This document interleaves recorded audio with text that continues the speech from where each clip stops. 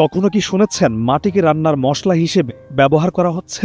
অবিশ্বাস্য মনে হলেও এই পৃথিবীতে এমন একটি অদ্ভুত দ্বীপ রয়েছে যেখানকার মাটি খাবারের মশলা হিসেবে ব্যবহার করা হয়। কিন্তু কোথায় সেই দ্বীপ?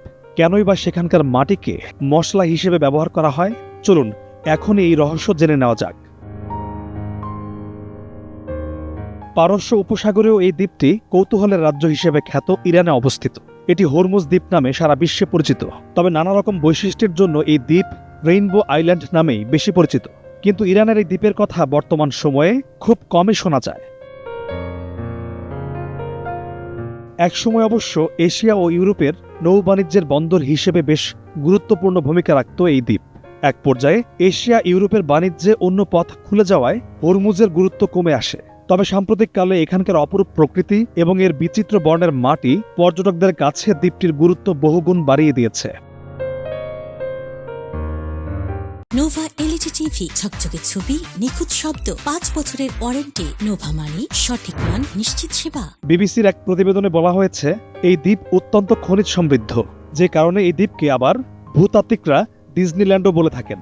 এখানে বেড়াতে আসা পর্যটকদের এই দ্বীপের মাটি একবার হলেও জিহ্বায় চেখে দেখার পরামর্শ দেওয়া হয়। খনিজ পদার্থে সমৃদ্ধ হওয়ার কারণে এই দ্বীপটি বেশ বর্ণময়, যে কারণে এর সঙ্গে জড়িয়ে গেছে রংধনুর অনুষঙ্গ।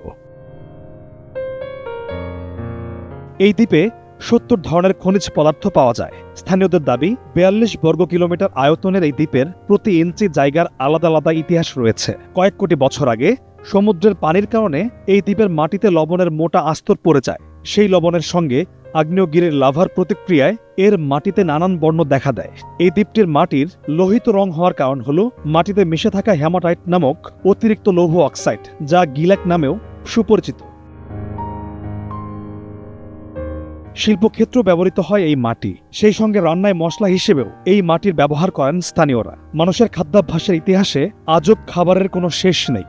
সেই তালিকায় জায়গা করে নিয়েছে রেইনবো আইল্যান্ডের মাটি মেশানো এক বিশেষ ধরনের রুটিও। স্থানীয় ভাষায় সেই রুটিকে তমছি বলা হয়। এমনকি তারা রুটির সঙ্গে সুরাক মানে সস হিসেবে এই দ্বীপের মাটি খেয়ে থাকেন।